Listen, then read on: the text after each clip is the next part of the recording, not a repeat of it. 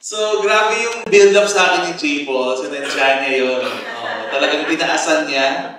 Dahil alam niya na tense ako this morning. I'm tense, I will admit, because this is the first time I'm doing this for a group of lay people.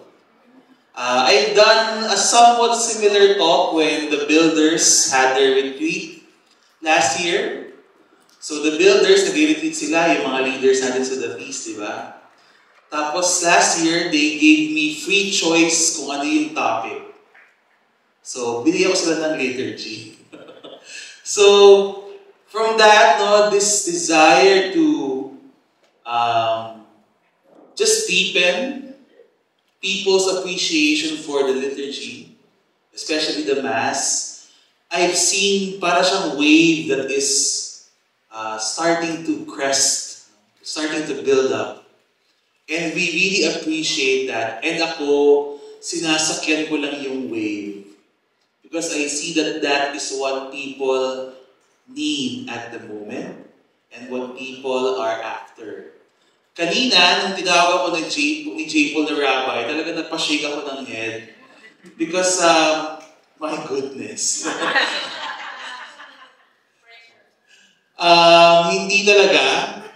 I say this because there are actually priests who have specialized in liturgy. So yung mga pari, para po kaming doktor. May mga specializations. May mga canon lawyer, may mga theology professor, merong mga family counseling. So meron din mga pari na ang specialization nila ay liturgy. They are the ones who teach us, like yung teacher ni J. Paul, si Sister Cecilia Payawal, bare minimum of what a Catholic should know about liturgy, especially the Mass. So when I say bare minimum, ibig sabihin, it should be basic. But unfortunately for us, in the Philippines, we are a very Catholic nation. You agree? Yes, very Catholic. But we are more ritualized than catechized. Ang naging emphasis kasi sa Filipino faith formation is following the traditions, knowing how to behave and act in Mass, what to respond. So it's more ritual, which is important. Super important, super meaningful. But medyo nahuli tayo doon sa deeper meanings ng ginagawa natin. So kapag yung Katoliko, nilapitan na ni Brother Protestant or Brother kung saan man sister, anong grupo man siya sect. Tapos na, bakit kayo nag-aano ng mga ribulto? Ganon. O di ba? Ay, oo nga no. Sige, sa inyo na lang ako. Ganon. Kasi hindi natin alam. So this is really what we are after. I'm so glad that you're all here. I'm glad that you all took time. I think may mga hahabol pa. Baka na-late lang sila. Tutuwa din ako sa crowd natin. Just 2 weeks ago, I was at Camp Cali, puro bata. Today, bata din sila. So natatawa talaga ako sa The Feast, kung saan ako dinadala ng buhay na to. Pero sige lang, ganun talaga. So actually, I want to open with 2 questions. Just answer it in you, sa iyo, sa sarili mo lang. You don't have to share it. Mamaya meron tayong mga group sharing activities. Meron tayong team building, mag-rock climbing tayo. Joke. Wala akong ganon. Ako, rock climbing. Ang funny nun. First question, and answer this in your heart, and that means answer it truthfully. So my first question is, what is Holy Mass to you? So, just anything, whatever pops in your mind. Sunday habit, family time, a daily routine, boring, mysterious, no wrong answers. Sige, I'll give you a few seconds. No? You can write it down, you can Just remember it, make a mental note about your answer. So what is Holy Mass to you right now? I don't know what your background is. I don't know if you're a daily Mass goer. I don't know if you're just coming back to the Catholic faith and you saw something like this. Ano kaya yung meron doon? Yeah. I'll give you 30 seconds. Just think about it. What's your honest to goodness heart answer to that question? What is Holy Mass to you?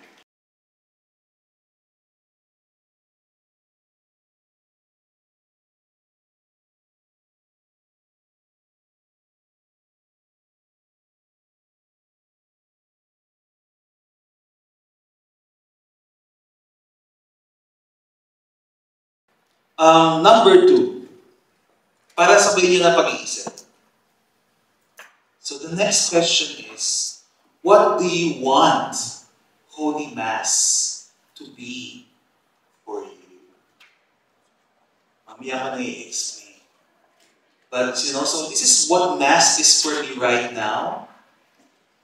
But what more or what else do I want it to be in my life? So I'll give you a minute to reflect on that question.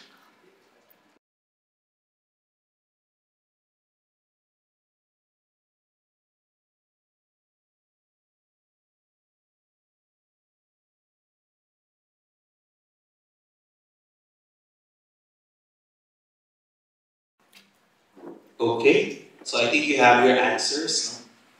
Just keep it in your heart. Itabi niyo muna. Babalikan natin yan mamaya. Okay? So, sabi nga ni J. Paul kanina, we will have 3 talks today. Again, kinakabahan ako doon. Hindi ako mahilig mag-talk ng mahaba. Actually, first time ko magsasalita ng isang buong araw. Iba talaga to si J. Paul. Talagang ako ay shy away from like recollections the whole day na ako lang yung magsasalita. Because I don't do this.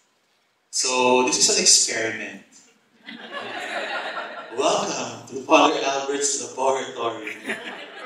And this is an experiment also in the sense that, it's my first time doing this. And mamaya, I will invite you to give feedback after the whole 3 sessions. Because my dream is to make this into a module that other feasts and other churches can also benefit from.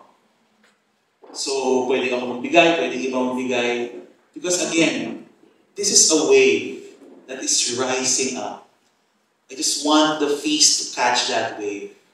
Because it's super important that we really appreciate the Eucharist. So I would like to begin with this verse from the Gospel. From the Gospel of John, chapter 6. Master, to whom shall we go? You have the words of eternal life. So what's the context of that statement? Do any one of you remember? Who said this to begin with? Si Mary? Yeah, si Peter. Takto ka ba kami umuo kay Mary? Si Peter po ang nagsabi nito. So bakit niya sinabi? Because the followers of Jesus were leaving Him. Ang dami-dami niyang followers. All of a sudden, naubusin ang lahat. At ang natira na lang was a handful of people, including the 12 apostles and the other disciples. And Jesus turns to them and asks, will you also leave? Iiwan niyo rin ba ako? And that is the answer. I want to start there because that is an answer not of confidence. That is an answer of a person who also is full of doubt.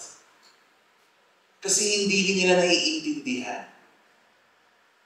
Jesus was left by His followers because the people heard Him say, you have to eat my flesh and drink my blood.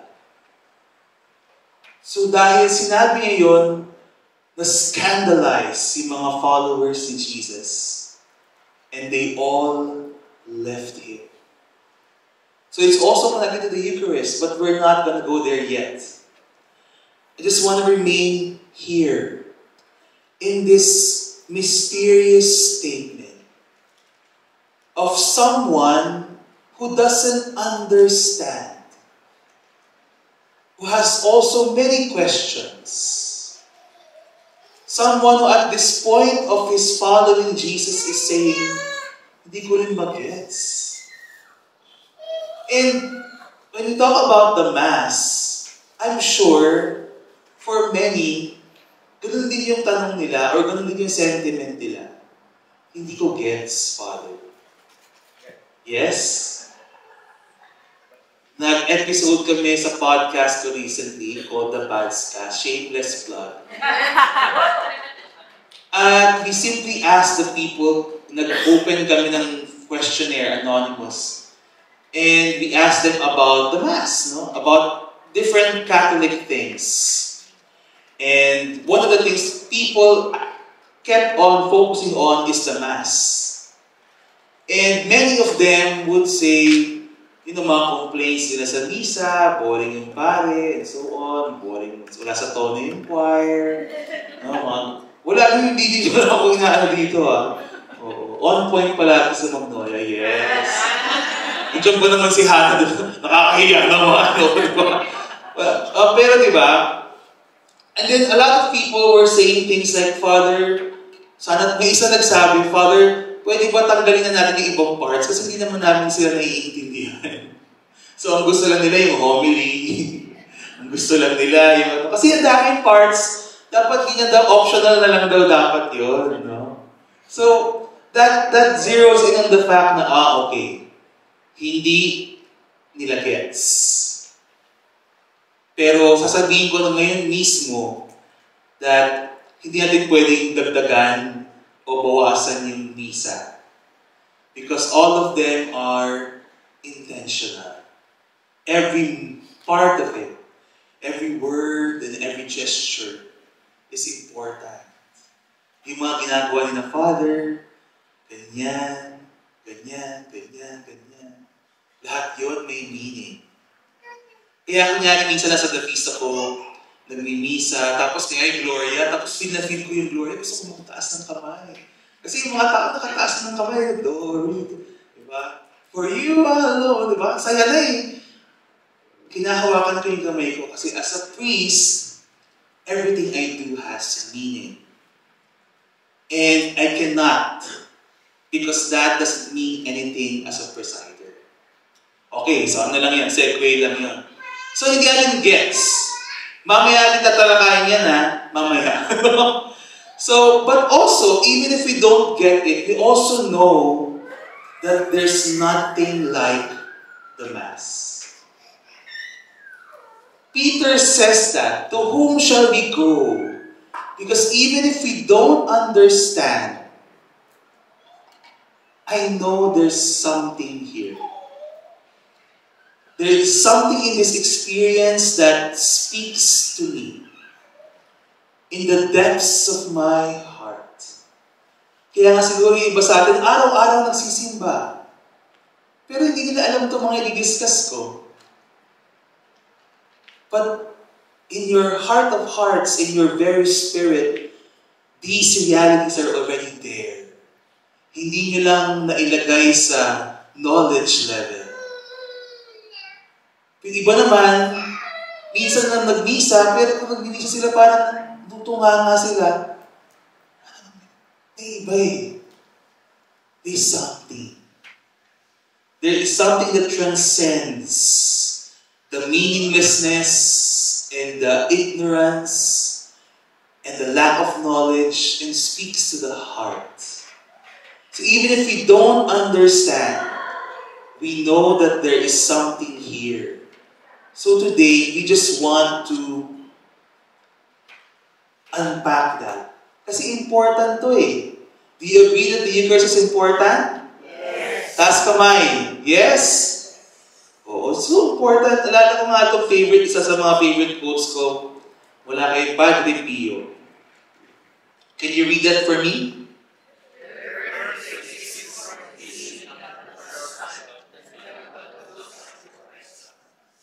Ang sagot niyo, OA, love. Walang sanis, wala na, mamamatay tayo lahat.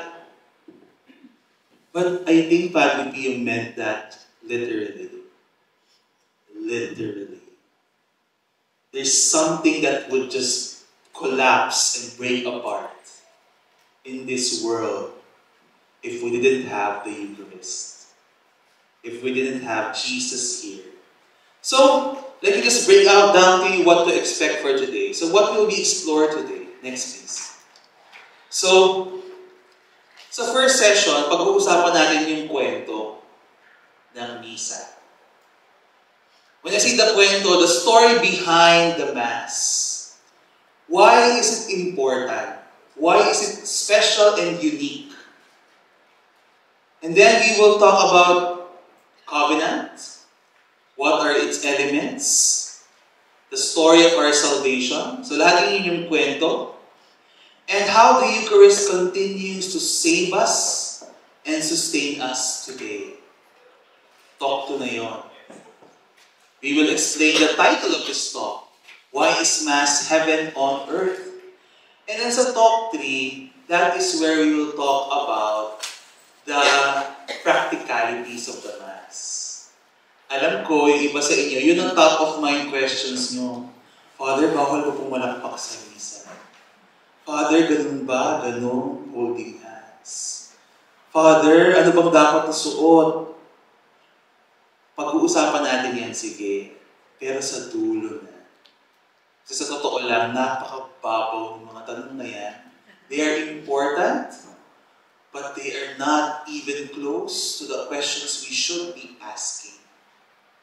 So ngayong umaga, habang fresh pa ang mga utak at diwa natin, tatalo na tayo sa pinaka-baba, sa pinaka-malalim. So inihahanda ko lang yung puso nating lahat. Because this will be theology. This will be something that might at first shock you. So I'll give you 2 important reminders. Next slide, please. The Eucharist is the central mystery of our faith. Keyword, mystery. There are so many ways, sabi nga, to skin the cat. Sa totoo lang, kahapon ko lang talaga na-finalize yung talk na to because the Mass is such a huge thing. And it's so hard to decide on the best way to navigate a basic understanding of it.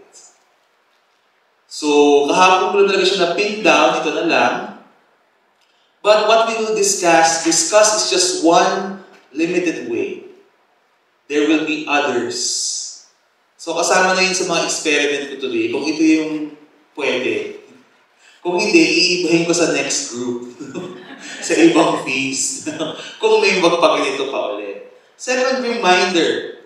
So as mystery, some things will not make sense. Again, not all of this will make sense. But not because this is irrational, but because it is rational, or beyond human reason. I want to make this clear. Faith is rational. It is seeking understanding. That is what theology is. Theology seems like a big word, but it's simply faith seeking understanding. Fides querens intellectum. May palatin si Father na nahirapan si J-Paul. Kryptonite. So it's just, we seek understanding because it does make sense. But, human as we are, there will be a wall that we will always reach. Because those are the things that are beyond reason. And we have to take them by faith. Kasi if all this makes sense in this neat bundle of truths, edi science na to. Hindi na to faith. Hindi na to church, academy na lang tayo. Diba? Ano na lang tayo? School. But faith is rational, not irrational. So relax lang kayo. Pag meron kayong hindi maintindihan, we can discuss that later sa Q&A. Pag hindi pa rin maintindihan, labas na yan. Lampas na yan sa kaya nating intindihin. Ganun lang kasimple, okay? So huwag niyo sisihin si Father Albert. Kasi labas na rin po yan sa ating kailangan intindihin. Alright. So what's the story of the Mass? Are you excited? Parang nakatulog na kayo. Sige lang. Kaya natin to. We're together for until 3 p.m. Kalimitin niyo ako pag nakatulog ako. So where does the story begin? Where do you think? Where does the story of the Eucharist begin? Kailan ba in-institute yung Eucharist? Sige nga. Tingnan natin yung mga graduate ng Catholic school dito. Sige. Yung mga public, yung mga non-denominational gets ko kayo. Yung mga Ateneo dyan, Lasal naman. Kailan na-institute ang Eucharist?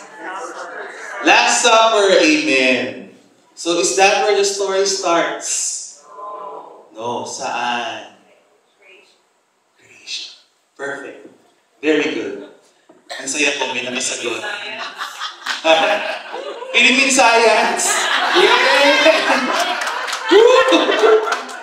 Doon pa tayo sa secular school. So, the story begins in creation. In Genesis. So, ano bang meron? So, in Genesis, we know that God created all of this. And then, He created man and put them in Eden. Ano yung status of affairs natin sa Eden? In terms of relationship with God. Buo ba siya? Buo. Ito mo si Adam and Eve, no? Parang Mars lang nila si God. Kasi, parang parts. God, kuntuan naman tayo. Galakad sila sa Eden. Tapos, yan yung nakahubad. Kasi nga, no boundaries. Perfect communion. So, nung ginawa ng Diyos ang lahat, lalo na ang tao, it was by design for relationship and for communion. So, remember that. God made us for communion. And, however, as we all know, the story goes that because of... Sino may kasalanan na? Pareho. Pareho sila. They did something that destroyed this communion. Following? Following? Basic na basic yan. Kinain nila yung fruit. Hindi po yun apple, ha? Walang sinabing apple sa Bible. Langka siguro siya. Siguro kung durian, hindi sila nagkasala. Kasi natagal. Mamaya sila. Hindi, sayang eh. Dapat durian yan eh. Walang nahirapan. So, the first sin, original sin, separated us from God. But, God was prepared for it. Next then. Alam ni Lord na kapag binigyan niya tayo ng kalayaan, which is essential to being a human being, alam ni Lord, alam ko na kung saan pupunta to. Ako gumawa sa inyo eh. Once you have true, total freedom, you will choose not me, but yourselves. So God was prepared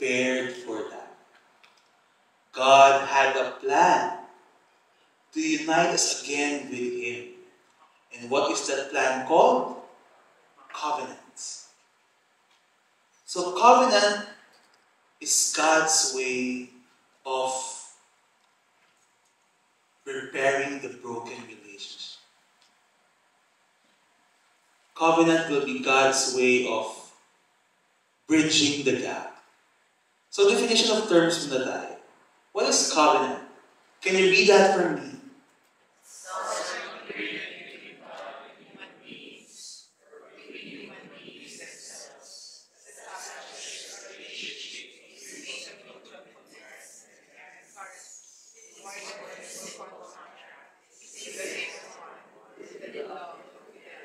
Okay, so sa madaling sabi, to distill that, next slide please.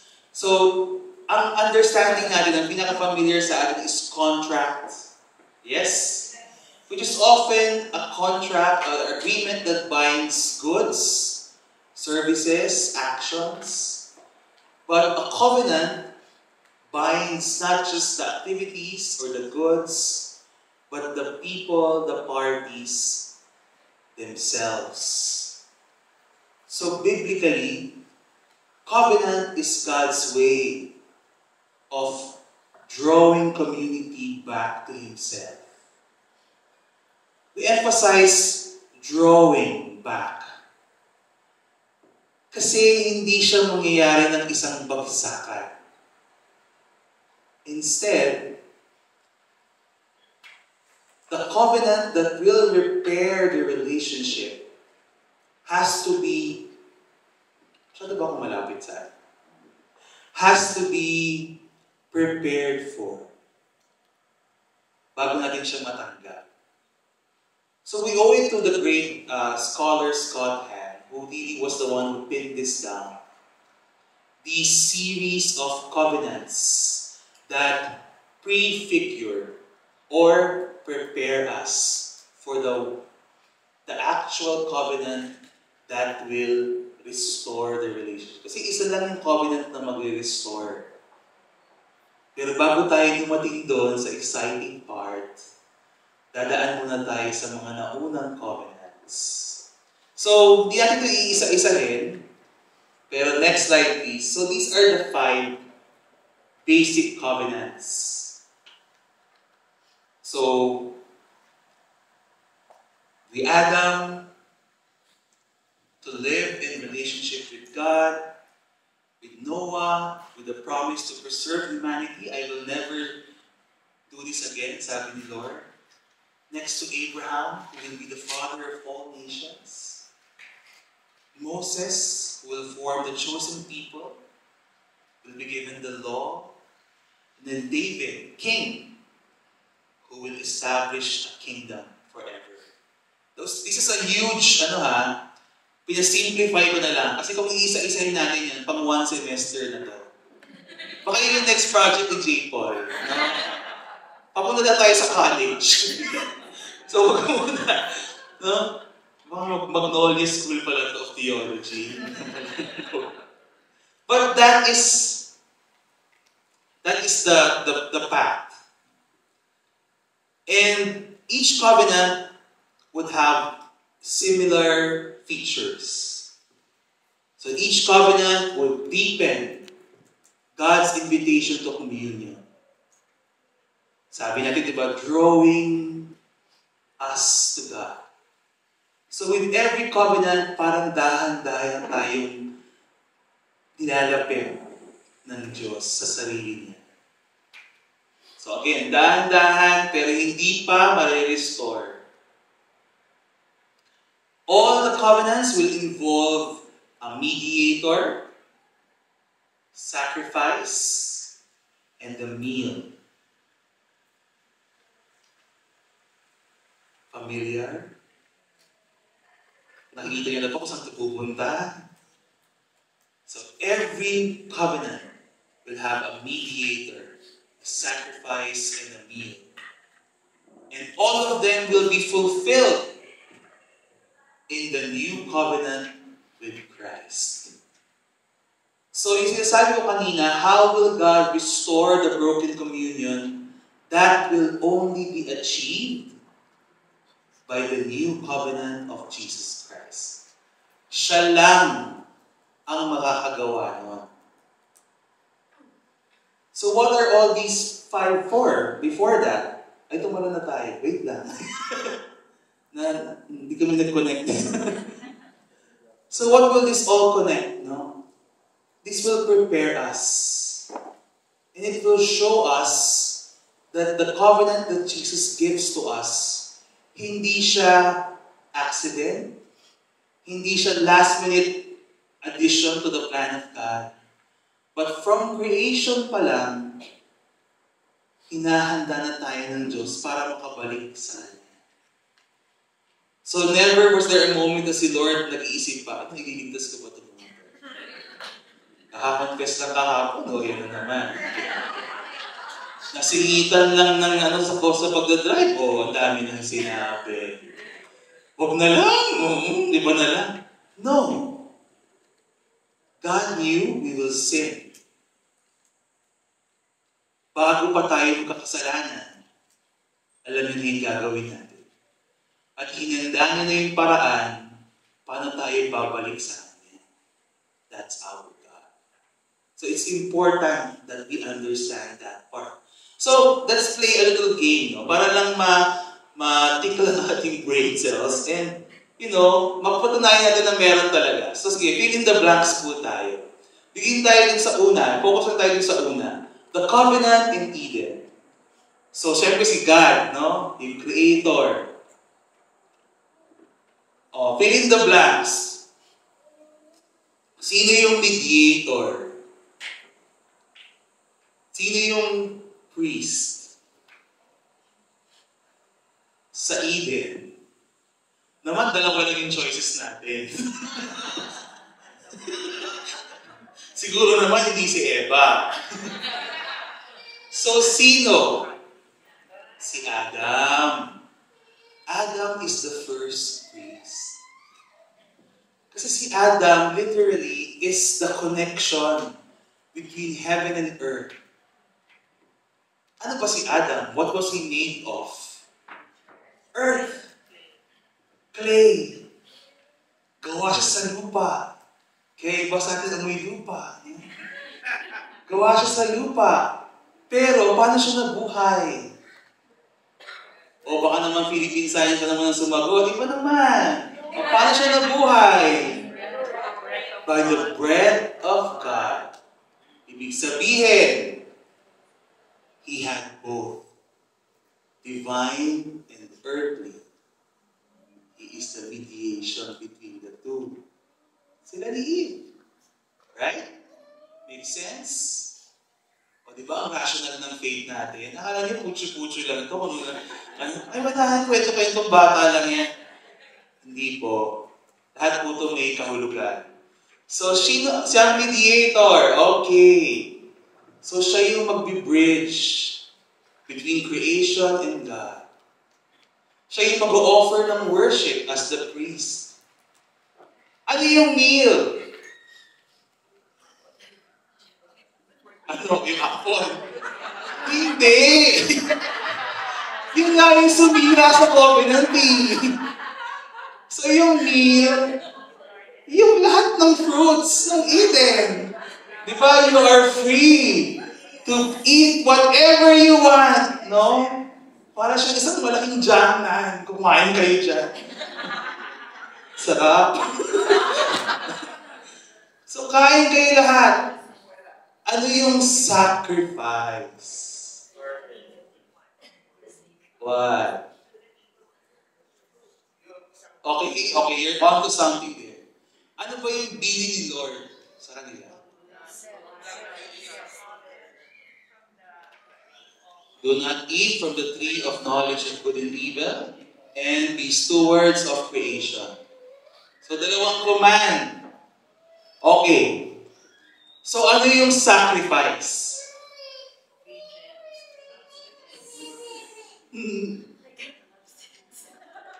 Konti pa. Loob, pasok sa loob.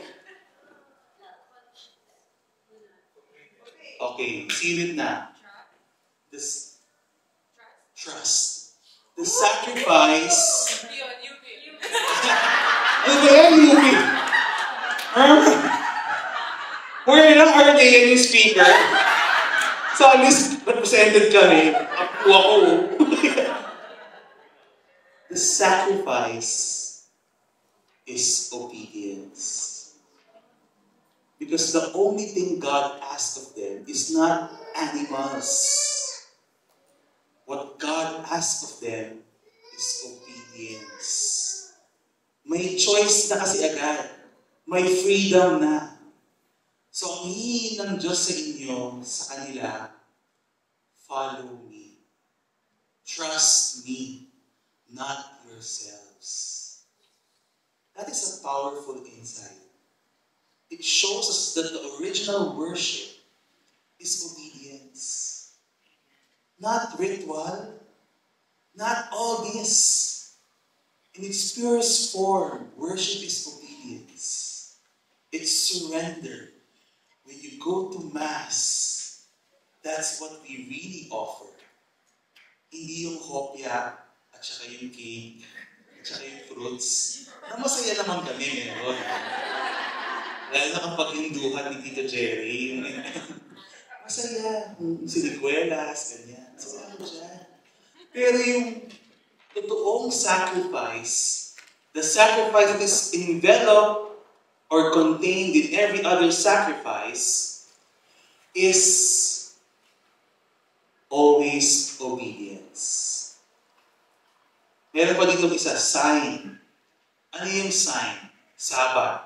God rested on the seventh day. So lahat yun, pwede mo nang ituhog agad to Mass. From the covenant of Eden to Mass. Parallel, di ba? May mediator, may meal, may sacrifice, may Sabbath. So that's what we mean when we say prefiguring. Nakapattern na siya doon. Inihahanda na tayo ng Diyos doon. So, what was it for? So next natin yung covenant naman ni Moses. Kasi ito yung mahalaga. So what was it for? No, next slide please. Yung kay Moses naman was meant to form Israel as God's chosen people. To give him his law and establish a kingdom of priests and a holy nation. It is through this chosen people that God will bless all the nations. So hindi ito exclusive. Noong panahon ni Jesus, may iba feeling nila exclusive na chosen people lang, pero hindi talaga. So, tingnan natin yung elements ng covenant ni Moses. Sino yung mediator? Andiyan na.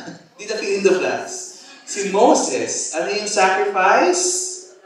Oh, yan. Ano yung meal? Yung Passover meal na ginawa nila para sila ay ma-deliver from Egypt, from slavery. Parang isa lang. The covenant that sets us free from the slavery of sin. So, tugma na naman, di ba? So, kung iisa-isahin natin yan, sila Noah, sila Abraham, lahat yan magtutugma. At pwede nyo silang pagtabi-tabihin, magtutugma lahat yan. Again, all this to say that the gift of the Eucharist, the gift of the new covenant, was not accident. It was planned for, and we were prepared for it. So let's focus on this Passover meal. I'd like to show a simple video. Mabilis lang naman to. So let's just watch this one first.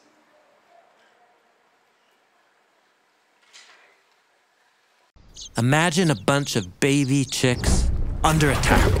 But then, a mother bird comes to defend. She hovers over the nest, standing in harm's way to rescue her young. This image was used by the prophet Isaiah to describe how God defends his people when they are under attack. And he uses a rare Hebrew verb, pasach, to describe this act of protection.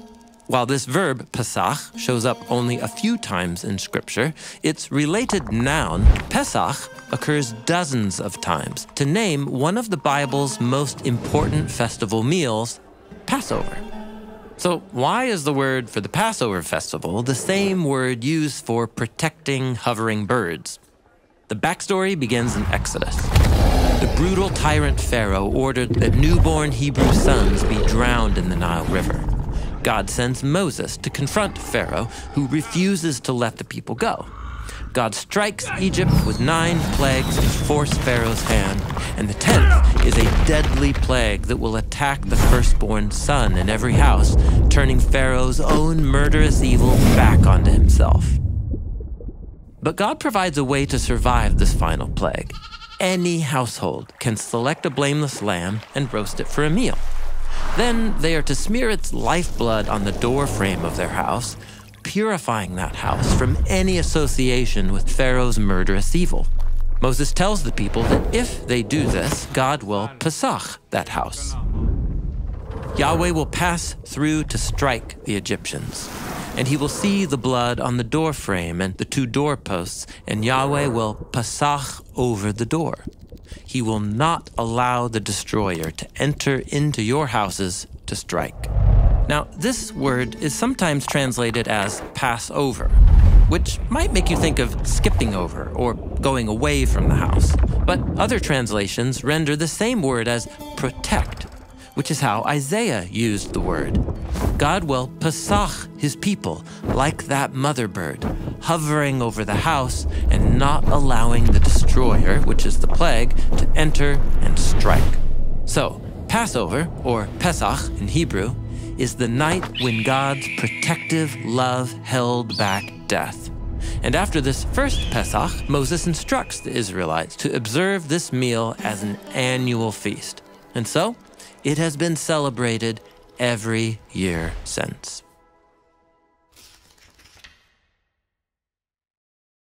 All right. So that's from the Bible Project. You can look them up on YouTube. Ang dami nilang ganyang videos. Maganda ba? Yes. I love them. No? They have, pwede kayo mag-subscribe, may bayad, but super sulit. Yan na kung gusto niyo magpalalim. So, let's break it down. No? So, ano yung meron sa the Mosaic Covenant natin? So isa-isahin lang natin yung elements. No? In all the covenants, the Passover meal is the most important connector. Because it all has the important elements that really align with Mass. A lamb, hindi lang ito basta-basta lamb ba? Ano yung sinabi ng a blameless lamb? Ibig sabihin, nung panahon nila, meron mga lamb na pang kebab. Yes. Sabi ko, gastronomy yung ano ko eh. Bakit ba natin ginagawa ito? Pagkain nila. Diba? Merong lamb na pangkain, merong lamb na pang temple sacrifice. And those lambs are very special. Para silang Kobe beef. Hindi talaga, walang bahid, no? Sila yung pinaka-perfect. So pag inalay mo sa temple, titingnan pa yun ng priest. Ay, may peklat. Hindi pwede. Ganon. So, ganon siya. So, kailangan blameless lamb. Tumutuloy na ba? Its blood will protect from death. Pesach. Kasama talaga yun. Ganun talaga pag-Hebrew. Kasama yun. Ito yung pag-Hebrew. Kasama talaga yun. So, yung mga professor namin, hindi na titigil ulit. Pesach. Ganun. So, it protects from death, and the people will eat the lamb that protected them from death in a meal, and this will result in their freedom. Freedom from slavery, freedom from the bondage of Egypt. So, all that is key. So, yung tanong natin kanina, kailan in-institute yung Mass? Kailan ginawa ni Jesus yung Mass? Anong okasyon? Passover. The Last Supper was a Passover meal. Sadya yun. Kasi tinutuloy ni Jesus yung lahat ng naunang covenants to the new covenant. So pag nag-misa tayo, makikita niyo yan. Nai-imagine niya, di ba? Behold the Lamb of God. It takes away the sins of the world. Punit na siya by that time. Tapos kakainan natin. And it results in communion with God. Literally, that's what we call it, communion. But the spiritual fruit is communion, deeper relationship with the Lord, and freedom to choose better. So lahat yan ginawa ni Jesus to fulfill all the old covenants. So next slide. Jesus fulfills the Passover. Siya yung Lamb of God. Yung huli niyang gabi is Passover. He commands them in Passover to commemorate. Ganun din yung kina Moses. Sinabi na uulit-ulitin niyo to, kaya nga sila may Passover every year. And because Jesus was with the apostles, He gives them the command and the authority to be the new mediators. So kaming mga pare, doon kami nakatrace back. Doon sa mga nasa Last Supper. Si Jesus, marami yan siyang followers, ha? Women, children, other men. Diba, a few days ago, the first reading was the choosing of Matthias to be the new apostle to replace Judas. Wala si Matthias dyan. Pero kasi meron ng authority yung 11, to choose the next mediators. So nandun sila. Sila yung mga bagong mediator ng covenant. And after the meal, what God does next is, to offer Himself. So magkadugtong po yun. Jesus offers Passover meal, and then to give meaning and substance to that, He proceeds to offer Himself for slaughter. Kung after ng Last Supper, nagtago lang sila, kumain lang sila. Wala siyang meaning. At kung na-crucify lang si Jesus, pero walang Last Supper, execution lang yan. Wala siyang meaning. Magkadikit sila. So when we say that the Lord saved us in Holy Week, hindi lang dito. Hindi lang sa Good Friday. That sealed the deal.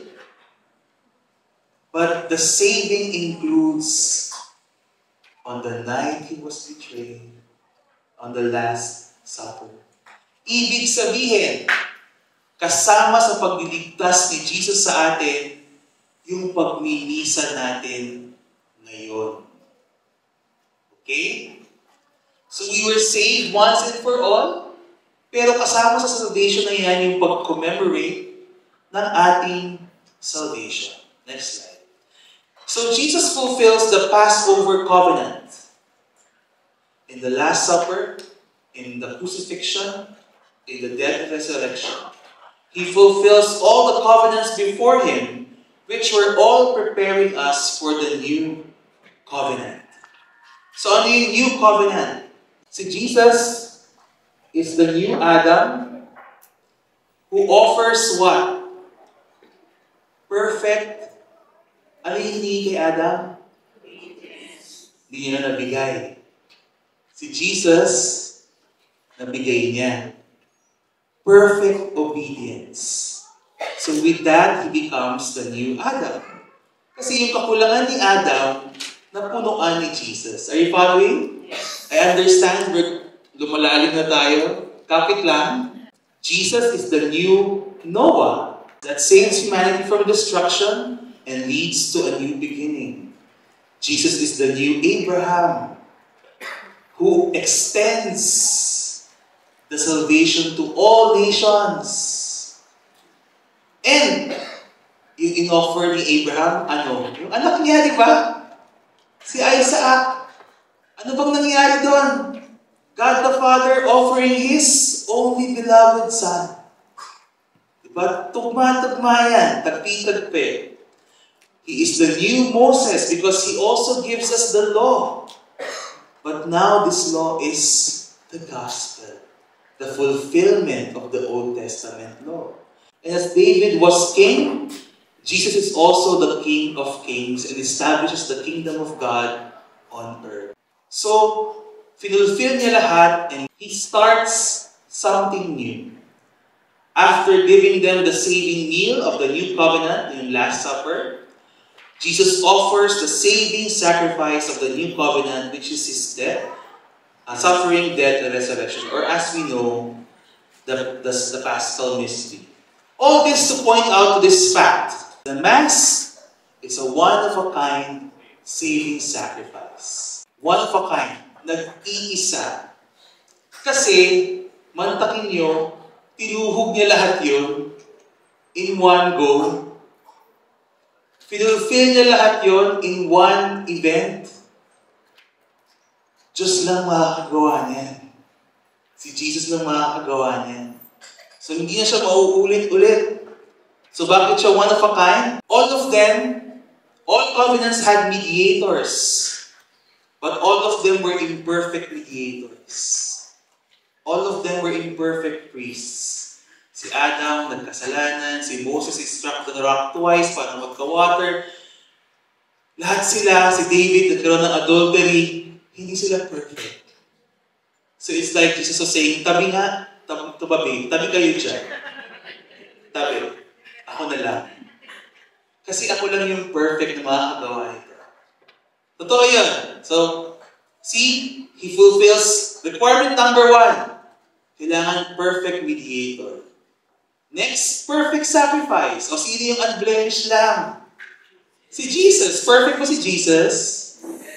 Bakit kayo nag-alangan? Siyempre, perfect si Jesus. Wala siyang kasalanan. So, He is the perfect Lamb of God. So, perfect mediator, perfect sacrifice, and next, the perfect plan. So, all this was in a plan that was set in motion from the very beginning. Throughout time, God has always been in the act of saving us. Again, hindi siya nag-waver, hindi siya nag-isip na tutuloy ko pa ba ito? Parang hindi worth it eh. Hindi, every single moment, God was saving us up until the fulfillment of that plan in Maundy Thursday to Easter Sunday. This was the only way that communion can be restored. So sabi natin kanina, it is by covenant that the communion that we had in Eden can be restored. Si Jesus lang yung nakapag-restore nun. Kasi siya lang yung nakafulfill nung lahat na yun. So it's one of a kind. So literally we say, through Him, with Him, in Him. When the priest says that, hindi yan siya poetic hyperbole. OA lang si Father. Hindi. Si Jesus lang eh. Siya lang yung nagwagi. Siya lang yung nakayanan niya ito pa rin lahat ng requirement. At sino ba si Jesus? Saan ba siya galing? Diyos. Diyos siya. So, Diyos ang gumawa ng paraan para tayo maligtas. Lahat ng covenant was important to also drive the point that we cannot save ourselves. Kasi meron ka ng Noah, may Abraham ka na, may Moses ka na, may David ka na, ang taas. Lahat yung mga tao yung banal. Pero hindi sila sapat. Hindi nila kinaya. So the story of the covenants also tells us the important truth that we cannot save ourselves. Because God kept giving us chance upon chance upon chance to do it. But we just could not. Hindi kaya. So again, sabi ni Jesus, itabi niyo, ito na yung anak ko. Hold my, hindi pwedeng beer. Hold my wine. Ako na to. Ako na. So, the Eucharist, I hope we understand therefore, the Eucharist is above all else a sacrifice. It is the saving sacrifice. It is the sacrifice of Christ. No? The sacrifice of the Eucharist, which is one single sacrifice. Doon lang natapos ang kwento at natapos yung laban dahil nagawa ni Jesus lahat ng kailangan para iligtas tayong lahat. At pag tayo ay nagmimisa, that's what we commemorate. A sacrifice that only God could give in order to save us. So Mass is all about God and His sacrifice. It's not about us. But we want to make it about us. Mamaya na yung mga rant ko tungkol dyan. So, that is talk 1. Malinaw yung kwento? Okay, that's good. O, at least alam natin, no? So yan yung kwento behind what we are celebrating at Mass. The story of the covenants. And how the one covenant of Jesus finished the job forever. I would now like to invite you to do a little sharing among yourselves. Simple na tanong ko. So far, how do things we discuss, how do these things that we discuss change how you regard or approach the Holy Mass? Doon muna tayo. Di ba may sagot kayo kanina, what is the Mass for me? Okay, nakulayan ba yun? Nadagdagan ba? Or simply, what key takeaways do you